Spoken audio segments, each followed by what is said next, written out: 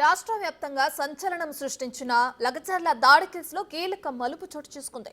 ఈ కేసులో నిందితుడిగా ఉన్న భోగమోని సురేష్ ఎట్టకేలకు కోర్టు ముందు లొంగిపోయాడు. దాంతో కొడంగల్ కోర్టు సురేష్ కు 14 రోజుల రిమాండ్ విధించింది. ఆ తర్వాత వైద్య పరీక్షలు నిర్వహించింది. కంది జైలుకు తరలించారు. ఘటన తర్వాత కనిపించకుండా పోయిన సురేష్ కొన్ని రోజులుగా తప్పించుకుని తిరుగుతున్నాడు.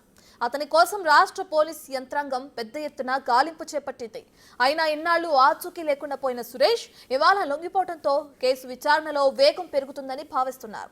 మరోవైపు పోలీసులు సురేష్ ను కస్టడీ కోరే అవకాశం ఉంది. ప్రశ్నించే గొంతులకు సంఖ్యలు వేస్తే ఖచ్చితంగా రైతుల పక్షంగా మళ్ళీ వచ్చి ప్రశ్నిస్తాం. రాకెట్ వేగంతో తిరిగిపోతాం.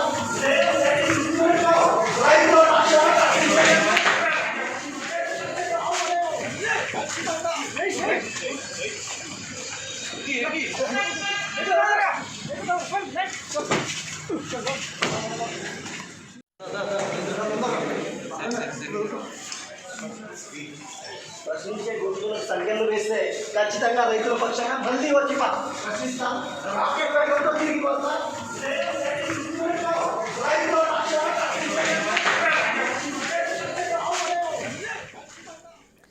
కొడంగల్లోని లగచర్ల గ్రామంలో ఫార్మాసిటీ నిర్మాణం కోసం ప్రభుత్వం భూసేకరణ చేపట్టింది. ఇందులో భాగంగా గ్రామస్తుల అభిప్రాయాలు సేకరించేందుకు వికారాబాద్ జిల్లా collector Prateek Jain, sub collector సహా ఇతర ఉన్నతాధికారులు వెళ్లారు. ముందుగా నిర్ణయించుకున్న మేరకు గ్రామ శివారులో సభా వేదిక ఏర్పాటు చేసుకున్నారు.